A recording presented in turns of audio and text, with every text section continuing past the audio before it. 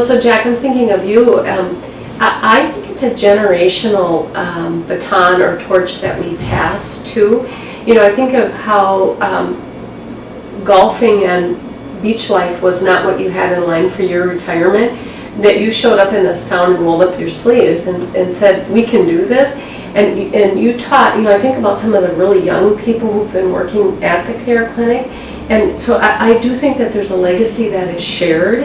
And that would be one thing I would say to young people who are trying to get involved with anything, is pay attention to who seems to know how to get things to unfold. Try to learn from them. I've often said, the only thing I've collected in my whole life is mentors.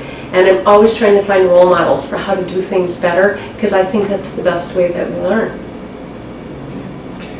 And then helping the people that get involved to understand that the experience is going to make them different and their life better, because they're just good things happen. Right.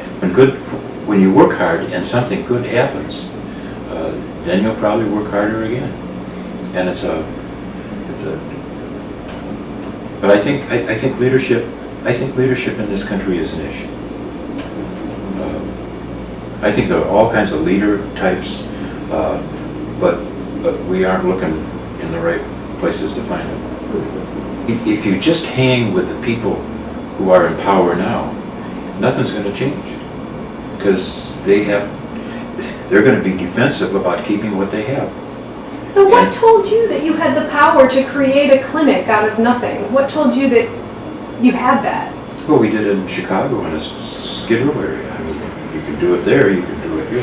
Do you know how I would respond to that is, I didn't know if we could do it. It sure seemed daunting to me, and I have a background also as a nurse, and I know regulations, but I knew we had to try.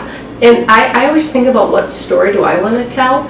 And I see so many impoverished people who are sick and cannot get care, and I feel that I just can't sit there and watch that. I need to do something. So I also have faith that how things morph, and so I thought, if we sit at this table and say we can't get this clinic going, I always believed we probably could, yeah. But even if we couldn't, I thought we might get Fairview on board to change their programs with how they're doing. I thought something would shift. I didn't know what, and so that's one thing I think that becomes important when you're volunteering somewhere, is to not be so beholden to one outcome that if you don't get that, then it's a failure. It's like, I think it's so important to just get a congruence of like-minded people and see what happens.